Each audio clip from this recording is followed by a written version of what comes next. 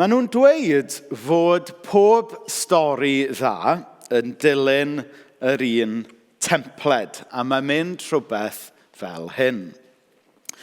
Mae gyda chi berson neu pobl sy'n syrthio i ryw fath o anffawd. A wedyn mae'r syniad o jeopardy yn dod mewn i'r stori ac yn creu rhyw densiwn. Wedyn mae popeth yn edrych yn hollol ddu a mae'n edrych fel bod dim gobaith o gwbl. Ond wedyn mae yna rhyw gymeriad neu cymeriadau newydd yn dod mewn i'r stori sy'n cynnig rhyw fath o obaith. A dyma maen nhw'n galw'r restorative arc yn y stori. Fel arfer, bydd rhaid i rhywbeth gael ei aberthu mwyn dod â adferiad i'r stori. A wedyn, fel arfer, fel pob stori dda, fydd rhyw fath o love interest yn dod mewn i'r stori. Ac yn y diwedd, fydd pawb yn hapus ar y diwedd. Dyna yw'r sort of a typical template mae pob stori dda yn ei ddilyn. Ac ar yr olwg gyntaf ac ar yr olwg arwynebol, dyma sut mae lot o bobl yn hanesyddol wedi darllen stori Ruth. Dach chi wedi clywed y bennod gyntaf yn dydach, y bennod lle mae pethau yn anodd ac yn ddu iawn. Ond mae lot o bobl yn gwneud y camgymeriad o jyst darllen e fel rhyw classic stori. Bron yn darllen e fel hyd yn oed fel rhyw classic love story hyd yn oed. Lle mae gyda chi rhyw wraig rinweddol, mae'n stori am wir cariad, a wedyn mae rhyw proper gentleman yn dod fel rhan o'r stori. A wedyn mae jyst pwynt y stori'n syml iawn ydy jyst rhoi cysgod i ni o Iesu. Nawr, fod hwnna yn wir, mae yn stori le mae yna adferiad yn dod, a mae yn stori sydd yn pwyntio ni mlaen at Iesu. Os da ni jyst yn edrych ar y stori'n arwynebol, da ni yn methu lot o niwons beth sy'n mynd mlaen a be mae Duw yn trio dysgu i ni fan hyn. Mae yna wirioneddau dyfnach yn y stori yma. Achos mae yna berygl yn does i ni edrych ar stori Ruth, fel lot o storis eraill y Beibl, fel tasa fe jyst yn rhyw ffilm Disney, ti'n gwybod? Fel bod na rhyw elfen drist yn dod mewn, a wedyn bod na rhyw hero yn dod a achub y sefyllfa. Ac dim byd yn erbyn ffilms Disney, ti'n bod, ond sut fydde dweud, dyn nhw ddim y storis fwyaf cymhleth nag yn, ti'n bod, mae yna rhywbeth eitha simplistic am storylines Disney. A mae yna beryg i ni yn does edrych ar y Beibl drwy lens Disney yn hytrach na trwy lens Duw. Felly un o'r bethau dwi eisiau ni wneud dros yr wythnosau nesaf ydy meiddio edrych ar y stori yma drwy lens Duw a gweld be mae Duw yn gallu wneud drwy y cymlethdodau yma ac yn y cefndir mewn ffordd ydy edrych ar y stori'n arwynebol falle ddim yn caniatáu i ni wneud. Felly, i gyflwyno'r cymeriadau sydd yn y stori Ruth. So mae yna 3 prif gymeriad. Yn gyntaf mae gyda ni Naomi, sydd yn wraig yn wreiddiol o Bethlehem. Nawr, spoiler alert go iawn fyna, bod un o'r prif gymeriadau o Bethlehem, tybed beth sy'n mynd i ddod o fan hyn. Ond mae Naomi yn wynebu newyn a tlodi difrifol, nes bod hi a'i teulu yn gorfod mynd yn ffoi-aduriaid i wylio am fywyd gwell mewn gwlad arall. Unwaith eto, da ni'n gweld bod hwn yn thema cyfoes yn byd ni heddiw yn dydyn. Ac yn drist iawn, tra fod Naomi yn y wlad arall yn Moab, mae'n colli gŵr a hefyd yn colli i 2 fab. A dyna pan bod rhai yn disgrifio Naomi fel y Job benywaidd. Y stori Job yn rhan arall o'r Beibl lle mae Job yn colli y cyfan. A mae rhywbeth tebyg yn digwydd yn hanes Naomi fan hyn. Wedyn yr ail gymeriad yw Ruth, sef un o ferched yng nghyfraith Naomi.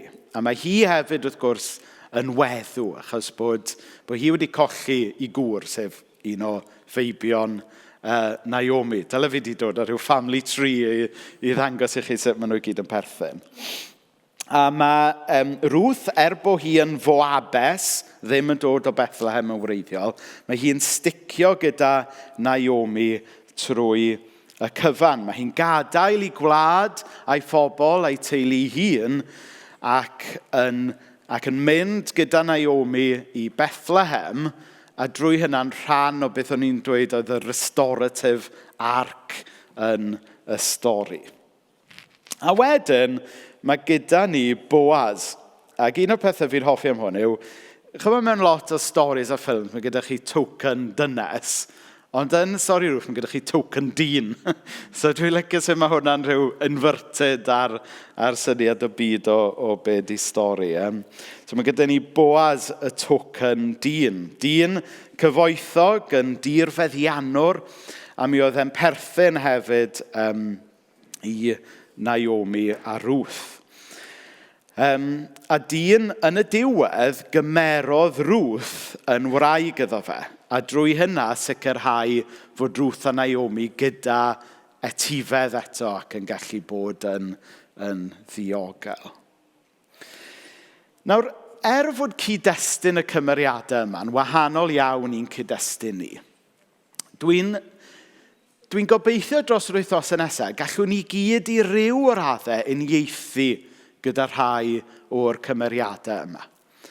Gobeithio y gallwn ni, drwy edrych ar y stori yma, adnabod Duw yn y stori, ond hefyd adnabod ni yn hunain yn y stori yma. Hyd y ni, does neb yma yn llythrenol wedi gorfod mynd i fyw i wlad arall oherwydd newyn, ond eto, o adnabod rhan fwy ohonoch chi, dwi'n gwybod bod lot o bobl yma wedi mynd ar lwybr bywyd oedd ddim yn hawdd. Dwi'n gwybod bod yna lot o bobl yma falle wedi wynebu colli pethau cyn bod amser, neu cyn bod chi yn barod am hynny. Felly yn y torcalon a'r adferiad yma, gobeithio gallwn ni weld rhywfaint o'n profiadau a'n stori ni yma.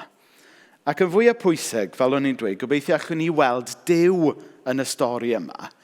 A drwy hynny, allwn ni fagu ffydd i weld Duw yn yn stori ni, hyd yn oed pan mae pethau falle yn anodd. So ni yn mynd i ffocysu am weddill y neges bore yma ar Naomi. A mi oedd Naomi, fel ni'n mynd i weld nawr, yn berson gyda perthynas gymleth gyda Duw. Chi'n clywed yn dydych am bobl efo rhyw berthynas gymleth gyda pobl? Wel, mi oedd gan Naomi, dwi'n meddwl bod o'n deg i ddeud, berthynas gymleth efo Duw.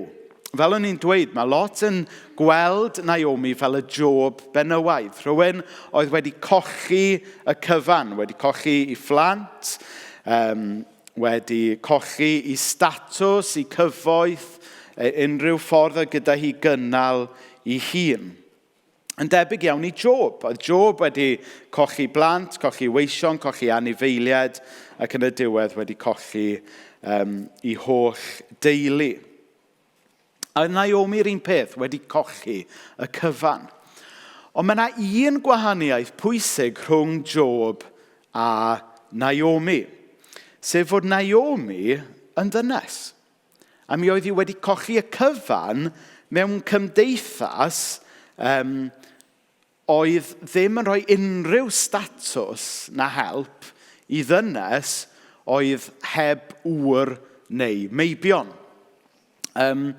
Mi oedd hi yn ddynes oedd wedi colli y cyfan. Ac yn ôl diwylliant y pryd, mi oedd hi yn llythrenol yn ddi-werth.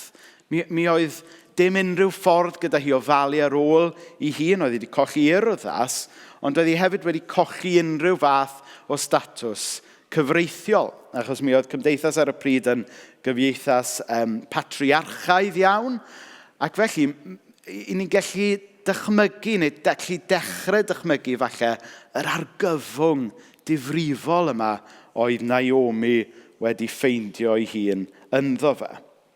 Os nag oedd ganddi ŵr neu meibion, doedd ganddi ddim hawl i eiddo na dim byd. Mi oedd hi ar ben arni go iawn. Mi oedd y sefyllfa yn ddi iawn. Nawr, be fyddech chi yn wneud mewn sefyllfa fel hyn? Wel, y gwir amdani, mi fysan ni gyd, mae'n siŵr, yn gwneud union rhywun peth a Naomi. Mi fysan ni yn mynd i ddadlau gyda Duw. Mi fysan ni yn cwestiynu daioni a cariad Duw. A dyna mae Naomi yn gwneud. Ni'n gweld yn rhai o'r adnodau yma. Adnod 13. Yr arglwydd sydd wedi gwneud i mi ddioddef. So mae'n rhoi'r bai ar Dduw. Adnod 20. Mae'r un sy'n rheoli popeth wedi gwneud fy mywyd i'n chwerw iawn. Felly mae hi wedi mynd yn chwerw iawn ac a mae hi'n rhoi'r bai ar Dduw am hynny. Mewn adnod arall, dyw ddim ar y sgrin, mae hi wedi newid i enw i Mara, sy'n golygu person chwerw. So mae'r chwerder yma wedi dod yn rhan o'i hunaniaeth hi hyd yn oed. Adnod 21. Sut allwch chi alw fi Naomi pan mae Duw wedi sefyll yn ferbyn ni, a'r un sy'n rheoli popeth wedi dod â drwg arno i. Dwi ddim yn disgwyl i neb gyfaddau bore yma, ond dwi'n siŵr bod rhai ohonoch chi wedi bod trwy beth anodd, a bod chi wedi dod i'r fan yma, ynddo? A dadlau gyda Duw, bod yn chwerw gyda Duw hyd yn oed, a rhoi'r bai ar Dduw. A mae e'n ymateb dynol, yn dydy? Mae e'n ymateb naturiol. Mae'n teimlo triennu dros hi hun, mae wedi chwerwi, a mae'n dadlau gyda Duw. Mae'n protestio yn erbyn Duw. A mae'n gwestiwn oesol, yn dydy, pan mae pethau mynd yn anodd, pan mae pethau yn mynd yn dywyll. Cwestiynu Duw, lle mae Duw? Pam fi Duw? Lle wyt ti Dduw? A mae geiriau Naomi'n gofyn cwestiynau mawr. Yr arglwydd sydd wedi gwneud i mi ddioddef? Ydy Duw yn gwneud i ni ddioddef? Ydy'r Duw sy'n Dduw cariad yn gwneud i ni ddioddef? Ydy hyn yn wir?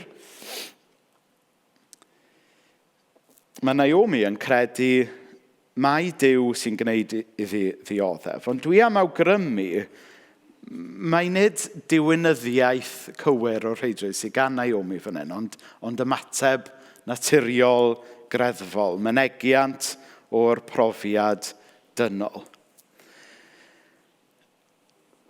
Mae Duw yn gallu gweithio trwy ddioddefaint, ond yn bersonol, dwi ddim yn credu bod Duw yn dymuno dod â dioddefaint ar neb.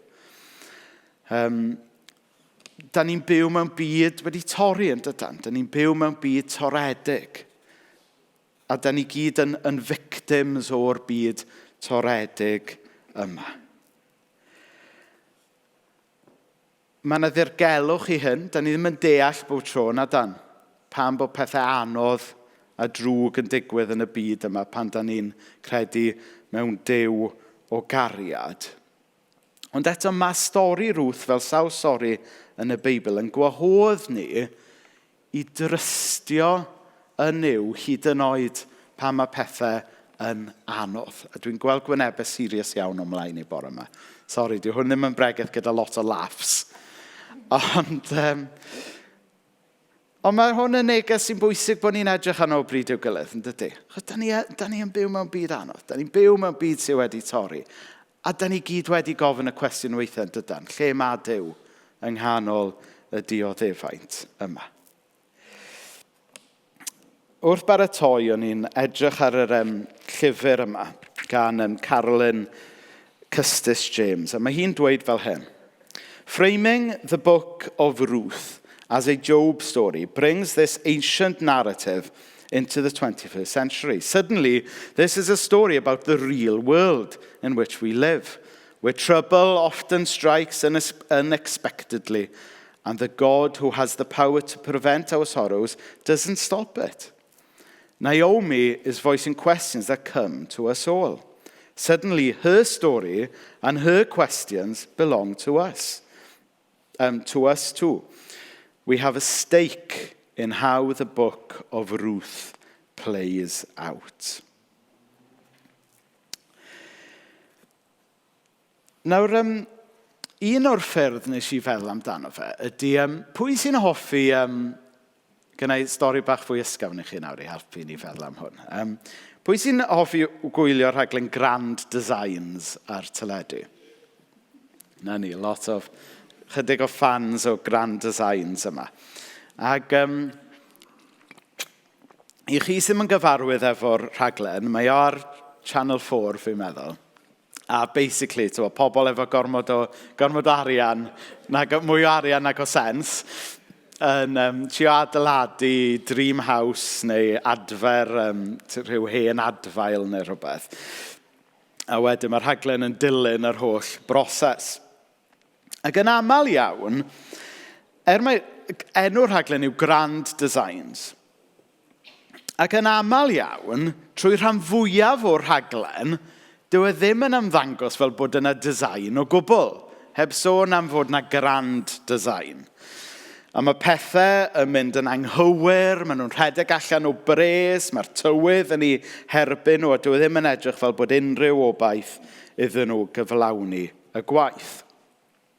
Ond fel arfer, a mae'r bobl sy'n adeiladu y tŷ yma yn cael wobl ac yn cael panic yn aml, achos bod nhw'n methu gweld y grand design yng nghanol i problemau nhw ar y diwrnod yna. Ond fel arfer, y person sydd yn dawel ei feddwl trwy'r cyfan yw'r cyflwynydd, Kevin MacLeod, sy'n dipyn o gymeriad. A mae e wedi gweld y cyfan o'r blaen yn do. Dwi'n meddwl bod yna rhyw 60 neu rhywbeth o episodes erbyn hyn, so mae e wedi bod trwy'r broses o'r blaen. Mae e wedi gweld y cyfan. Does dim byd yn newydd iddo fe. Oherwydd mae e'n gwybod sut mae'r cyfan yn gorffen yn y diwedd. Yng nghanol y rwbel a'r to yn gochwng, mae e'n gallu gweld y grand design yn dydy. Ac dyma o'n i'n meddwl trwyddo yn stori Ruth fel hyn. Yn pennod 1 fel hyn, mae pethau'n mynd yn anodd. Mae pethau tywych yn mynd yn dywyllach. A falle ymhrofiadau anodd yn bywyd ni. Mae pethau'n ymddangos yn ddrwg iawn ac yn dywyll iawn. A maen nhw. Dwi'n yn cymryd i ffwrdd o hynna. A weithiau, da ni'n methu gweld y grand design yna. Ond be mae ffydd yn helpu ni wneud yw mae e'n rhoi ffydd i ni edrych tua'r nefoedd a gweld y grand design hyd yn oed pan mae pethau falle'n anodd ar y diwrnod yma neu reit o'n blaen ni ar hyn o bryd. A fel Cristnogion, da ni'n cael yn gwahodd i roi ffydd yn y Duw, da ni'n trystio sy efo'r grand design i roi popeth yn iawn yn y diwedd. A da ni yn gallu trystio a credu yn y grand design yma, achos bod y dyfodol wedi dod ato ni yn Iesu Grist.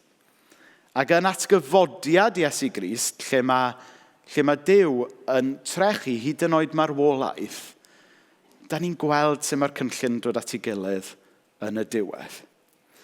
Felly, does dim ateb slick i pam fod ni'n mynd trwy dioddefaint a pam bod ni'n mynd trwy dywyllwch a pethau anodd yn y byd yma. Does dim atebion slick. Ond ni yn cael yn gwahodd i roi ffydd bod Duw mynd i sortio fe gyd allan yn y diwedd. A dyma yw un o'r pethau byddwn ni'n pwyso mewn i yng Nghyfres Ruth. Bod ni'n cael y gwahoddiad i ddewis ffydd dros ofn. Mae stori Ruth yn helpu ni ddarganfod gobaith allan o alar, pwrpas allan o boen. A mae e'n rhoi fframwaith i ni weld fod Duw yn sortio fo allan yn y diwedd. Ac i ni'n gweld hynna'n digwydd yn stori Ruth dros y penodau sydd i ddod. Felly dwi jyst eisiau gofyn yn garedig, ydy ni yn bobl sy'n byw mewn ofn neu yn byw mewn ffydd? Os ydych chi'n debyg i fi, mae yna rai diwrnodau le da ni yn byw mewn ofn. Ond mae yna ddiwrnodau drwy ffydd da ni'n gallu byw mewn ffydd yn new. Mae llyfr Ruth yn herio ni i ddewis ffydd dros ofn. Hyd yn oed os da chi yn bersonol ddim yn mynd trwy amser anodd ar hyn o bryd. Da ni'n byw drwy gyfnod o ansefydlogrwydd gwleidyddol, economaidd, ariannol. Mae llawer o ofn cyffredinol mewn cymdeithas. Mae'n hawdd iawn i ni gael yn parlysu gan yr ofn yma. Ond mae llyfr Ruth yng nghanol yr ofn, y llanast a'r tlodi a'r camdrin, mae e'n gwahodd ni i fod yn rhan o stori wahanol. Mae gyda ni ddwy wraig fan hyn, Naomi a Ruth, sy'n mynd ar daith ffydd gyda'i gilydd.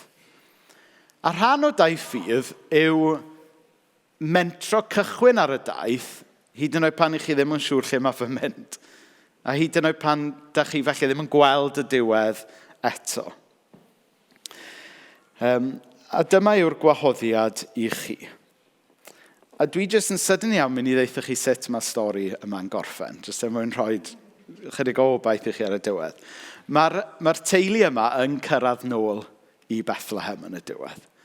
Mae yna ail briodi yn digwydd. Mae'r teulu yn cael ei diogelwch a'i hyrddas yn ôl. A wedyn mewn ambell i genhedlaeth mae'r brenin Dafydd yn cael ei eni i'r teulu yma. A sawl cenhedlaeth ymlaen eto, mae yna Fyseia yn cael ei eni yn Bethlehem.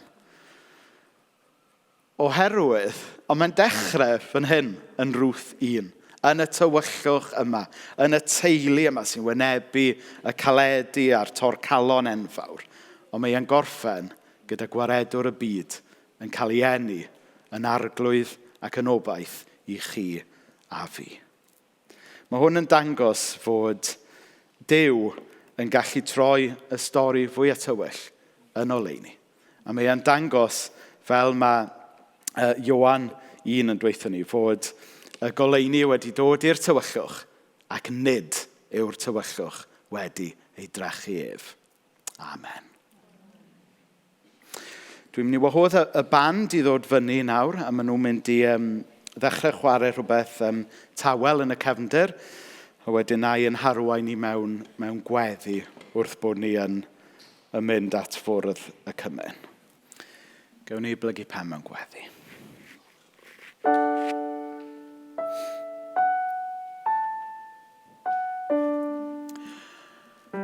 O Dduw Dad, i ni'n diolch i ti am y stori yma sydd wedi gyflwyno i ni yn y Beibl i lawr trwy'r canrifoedd. I ni diolch o Dduw Dad fod yna stori yma yn y Beibl sy'n cynrychioli pawb ym mhob oes sydd falle'n mynd trwy amseroedd anodd. Sy'n cynrychioli pawb o Dduw Dad sydd falle wedi neu yn mynd trwy dywyllwch. Ond o Dduw Dad, i ni diolch fod yr hen stori yma yn pwyntio ni ymlaen at obaith. Gobaith allan o alar, pwrpas allan o boen. Ac o Dduw Dad, rho'r ffydd i ni, hyd yn oed pan mae pethau'n anodd, i weld dy gynllun mawr di. I drystio yn o ti, hyd yn oed pan nad ydyn ni'n gweld pen y daith yn glir. Ond da ni'n diolch mewn gwirionedd fod yr un sydd ar ben y daith yn dod ymlaen i'n cyfarfod ni, sef Iesu ei hun. I ni diolch o Dduw Dad fod ffyddlondeb Ruth a Naomi trwy caledu nhw wedi golygu fod llinach y brenin Dafydd a llinach y Meseia ei hun yn gyfan. A drwy hynna bod ti wedi dod ato ni yn yn hofn, ato ni yn yn doluriau, ato ni yn yn tywyllwch i ddod ag oleuni i ni. Ac o Dduw Dad, da ni'n cyflwyno unrhyw un yma'n bersonol sy'n teimlo bod nhw mewn tywyllwch ar hyn o bryd, ac yn cyflwyno'n cymdeithas a'n byd yn gyffredinol yn y tywyllwch ar hyn o bryd. Da ni'n gweddio y bydd mwy o doleuni di yn dod â gobaith i bobl o Dduw Dad.